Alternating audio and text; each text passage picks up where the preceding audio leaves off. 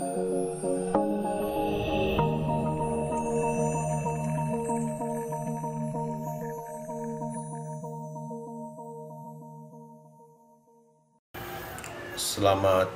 pagi, kita bertemu lagi di pertemuan ke-13 algoritma dan struktur data.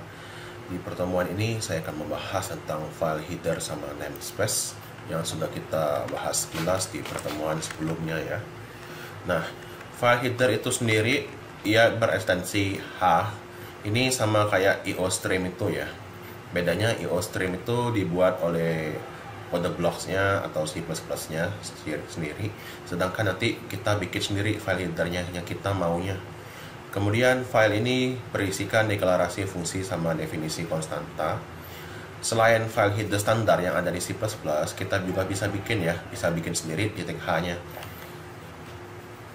Kita perlu nyimpan dia sebagai titik H aja. Jadi kalau yang utama usahain pakai CPP, yang header yang untuk nambah fungsi atau konstanta itu menggunakan titik H.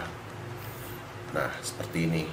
Jadi nanti kita akan menyimpan yang ininya titik H ini sebagai headernya. Yang di running itu yang CPP. Nah, simpan di drive di folder name Anda. Jadi, kalau ini kode bloknya, bentar ya, saya jalanin.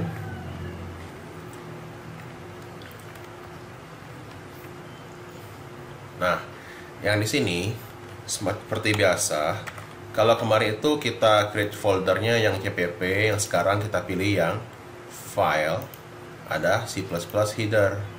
Go, kayak biasalah, di next saja. Kemudian yang ininya pilih titik 3, kemudian cari yang algo, misalkan algo TI 2B misalkan, atau cari aja yang suka-suka kalian ya.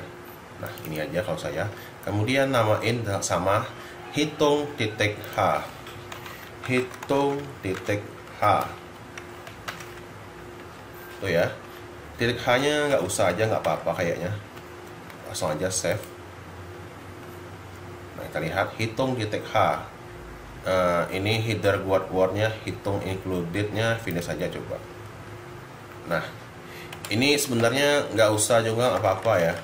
Dihapus saja nggak apa-apa. Langsung aja define P3,14.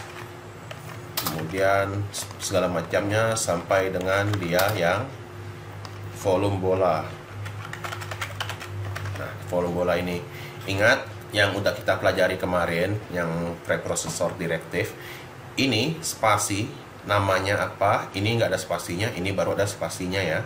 Jadi jangan sampai nempel, jangan sampai ini ada spasinya, sesuaikan aja sama ini. Ini spasi, ininya nggak ada spasi. Untuk yang nama fungsi sama parameternya, baru kemudian isinya baru ada spasinya gitu. Oke. Kemudian header titik CPP. Nah, kita lihat header titik CPP itu satu folder sama hitung titik H tadi. Jadi kalau hitung titik H-nya saya bikin di algo, yang nantinya juga yang CPP C++ source itu nanti juga sama ya lokasinya, sama dengan hitung titik H. Sama dengan hitung titik H tadi yang algo TI 2B. Kita namakan dia dengan header CPP. Di save aja, finish. Nah, pastiin lokasinya nyimpannya sama di sini. Tommy algo TI 2B header titik CPP. Nah, baru kemudian ketikkanlah sesuai ini ya. Ini harus sama persis. Kalau hitung titik H, hitung titik H. Kalau header titik H, berarti header titik H. Usahain itu ya. Bedain aja namanya. Yang satunya header, satunya hitung. Nah, kalau terjadinya kayak ini sama aja nantinya include hitung titik H. Pas kita jalanin, komputernya nganggapnya kayak gini loh. Ada define P3,14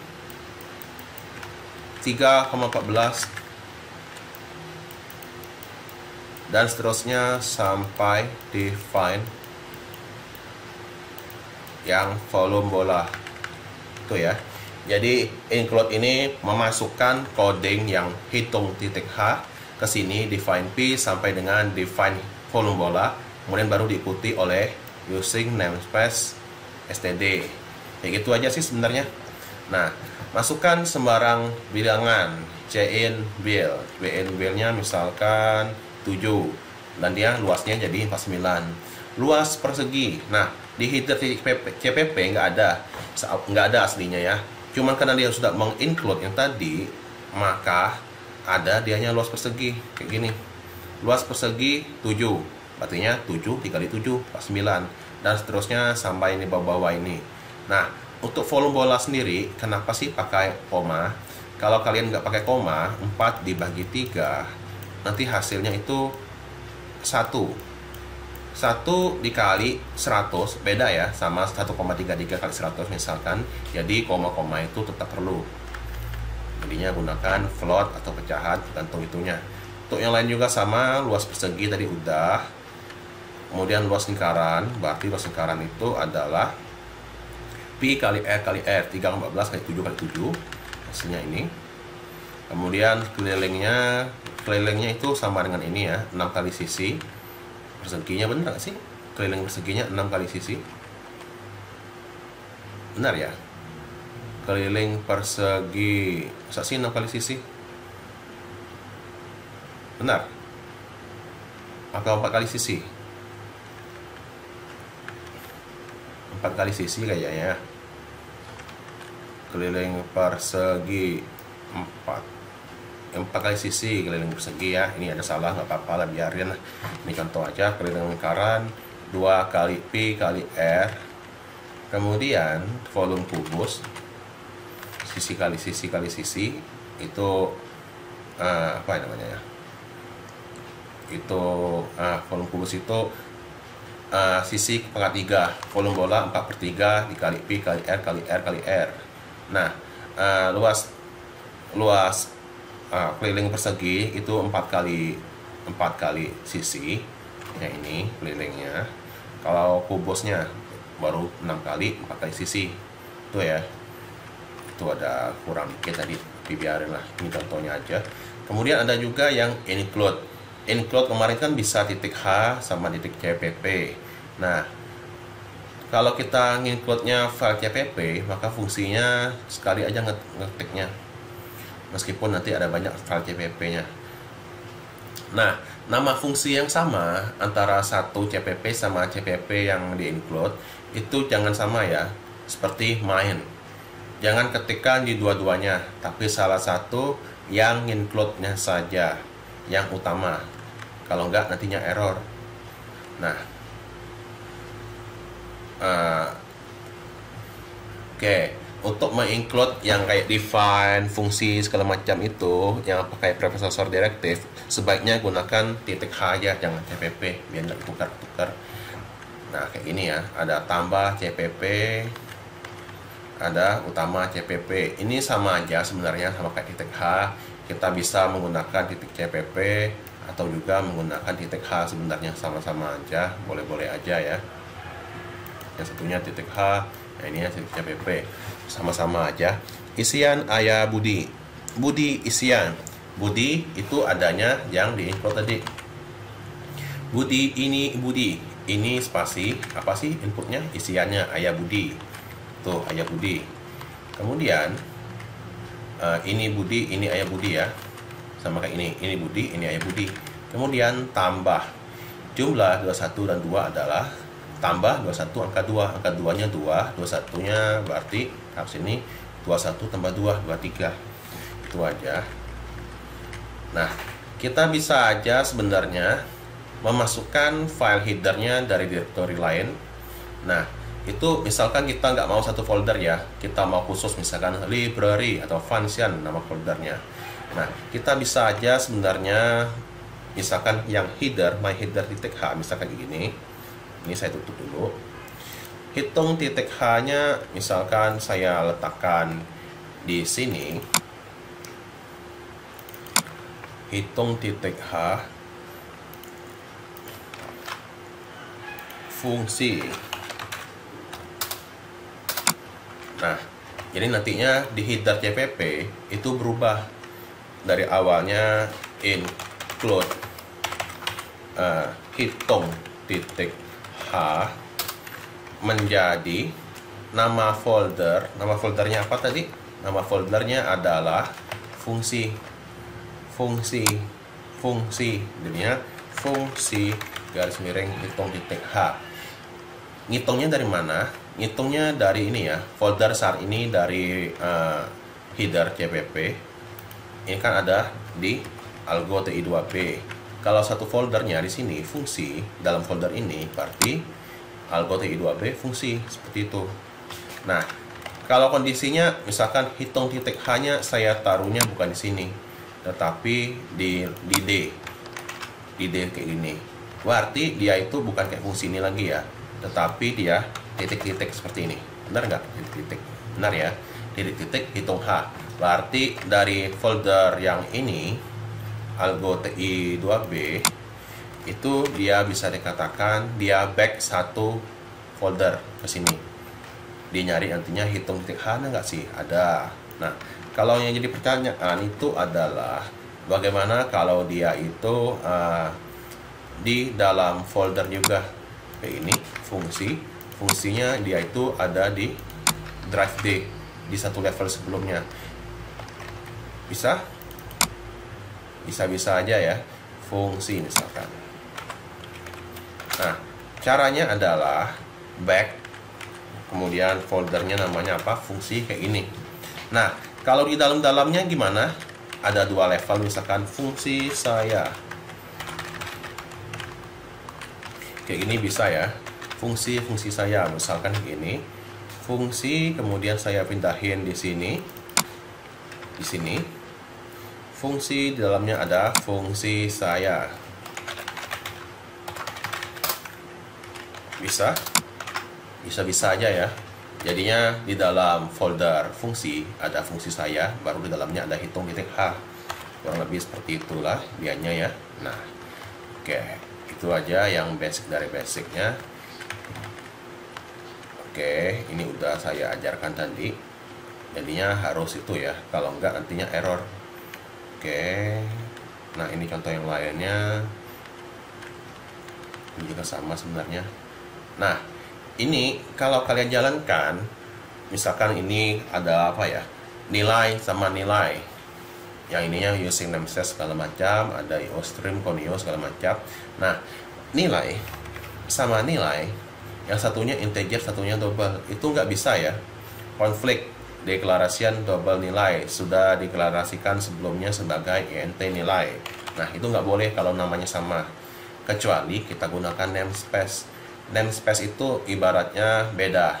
Misalkan Budi di Pangkul beda sama Budi Sungai Liat, kayak gitu ya. Jadi dibedain. Jadinya satunya Budi Pangkul, satunya Budi Gabut atau apa ya gitu ya. Nah, jadi dia membutuhkan namespace agar komputer kita tahu yang mana sih yang kita acu variabelnya. Ini nanti baca aja sendiri ya di PowerPoint ini. Untuk penjelasan lebih lengkapnya saya baca yang coding dan inti-intinya saja. Oke, ini ada contohnya lagi. Nah, ada scope global, ada scope lokal. Scope global itu yang di luar kurung perawal dari main ya. Misalkan di bawah using namespace nggak ada functionnya. Kemudian scope lokal yang untuk main atau function tertentu. Nah, kayak gini. Jadi nanti ada main itu ada X sama Y. int X. Nah, ini berarti dia bikin X untuk scope kurung perawal ini. Jadinya kurung perawal dalam kurung perawal main. Jadinya X sama dengan 50. Jadinya yang berubah adalah X dari kurung perawal ini ya yang berubah, yang ininya nggak berubah. Jadinya blok dalam XY, Y yang ini 50. 50 ini nantinya mengacu yang ini. Karena di dalam kurung perawal ini nggak ada Y-nya. Dia yang ini mengubah Y aslinya. Jadi kalau dijalankan 50 50. Nah, selepas dari sini dia menggunakan X yang ini. Jadinya X sama dengan 10, bukan yang berubah ya. Dan Y-nya dari 20 menjadi 50 karena udah diubah di dalam. kecuali INTY seperti itu. Itulah maksudnya dari scope. Oke, ini ada penjelasannya juga. Nah, kemudian untuk namespace itu kita pakai kata-katanya namespace nama underscore namespace misalkan. Kemudian codingnya apa? Itu kayak std kemarin ya. Nah, namespace juga bisa ditambahkan dengan prepending. Jadinya .2.2 itu sama kayak std .2.2 checkout kemarin. Cuma bedanya ini kita bikin sendiri ya. Nah, jadi contohnya seperti ini. Ada namespace 1, ada namespace 2. Yang satunya fungsi, namanya yang satunya juga fungsi. Nah, kita perhatikan dua-duanya sama-sama fungsi. Boleh, karena beda namespace. Itulah kita menggunakan namespace. Kemudian yang satunya isinya fungsi dalam space 1, yang satunya fungsi dalam space 2. Jadi, kalau kita manggilnya ini, fungsi space 1. Space 1, nama namespace-nya. Kemudian .2.2, fungsi. Nama atribut atau functionnya di dalamnya atau variabelnya, yaitu fungsi dalam space 1. Yang ininya fungsi dari space 2. Kita lihat ya manggil yang ini. Jadinya komputernya tahu sekarang dia manggilnya mana sih. Nah, jelas seperti ini. Nah, ini sekedar perkenalannya aja biar kalian paham. Kemudian ini juga sama. First file sama dengan 500. Yang ini kalau kalian perhatikan using namespace std int file. Nah, yang ini di luar function first, di luar namespace first, di luar main.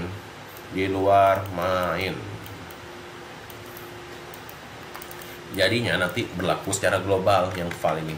Jadinya kayak gini, file global, file. Udah kita bikin filenya di dalam main, belum ada ya int filenya. Dia nantinya manggilnya pakai file yang global ini, yaitu 100. Kemudian baru kita bikin deklarasi filenya jadi 200 sekarang. Jadi file first file dari namespace first, yaitu 500 itu ya. Kemudian file lokal, file yang ini. Jadinya setelah dideklarasikan seperti ini, file yang ini mengacu yang ini. Kalau ininya nggak ada, berarti dia tetap mengacu yang global, yaitu 100 itu ya. Nah, yang ini contoh lainnya, ns1, ns2, yang satunya ada konstanta x, yang satunya value kembalikan 5, yang satunya kembalikan 2 kali x, 2 kali 100 itu 200. Kemudian nilai ns1, jadinya value dari ns1 dipanggil, yaitu 5 ya. Nah, ns2 value, berapa value-nya? 2 kali 100, jadinya 200. Kemudian ns2x, variabel x dari ns2 yaitu 100. Itu aja ya. Nah, kemudian ada juga using namespace. Jadinya ini bisa aja kita kasih tahu komputernya kita pakai namespace mana sih, semacam yang std kemarin. Jadinya kita nggak perlu lagi pakai .2 gitu. Jadinya saat kita pakai namespace std, cukup using namespace std. Jika kita mau pakai namespace ns1, berarti using namespace ns1. Nah, kayak gini. Misalkan kita lagi malas ya, nggak mau pakai space 1.2.2 misalkan, nggak mau kayak gini banyak-banyak. Jadi kalau kayak gini, using namespace S1 sebelum main. Jadi kalau dia fungsi di sini, dia mengacu yang space 1, bukan yang space 2. Itu sama aja dengan space 1.2.2. Cuman ini biar nggak sering nyebut space 1 kayak gini ya. Jadi gunakan using. Kalau kita mau menggunakan second berikutnya, maka kita gunakan using namespace second, using namespace first kayak gini. Agar apa? Agar komputernya tahu kita tuh pakai namespace-nya yang mana sih, x dari yang mana sih, x dari yang second, yang ini x dari yang first kayak gitu. Kemudian ini misalkan using std.cout. Jadinya kita menggunakan std-nya aja, std.cout aja. Dari std banyak-banyak, ada banyak ya function di std. Kita menggunakan cout-nya aja kayak gini. Nah kayak gini, std.nr digunakan dengan std. Jadi kita bukan kayak using namespace, tapi using nama namespace-nya apa, .2.2. Ini biar nggak terlalu banyak impor library aja, tapi untuk hitungan komputer sekarang pakai using namespace std aja nggak apa-apa, nggak usah kayak gini ya. Kemudian yang berikutnya, oke, ini hanya kasih tahu aja.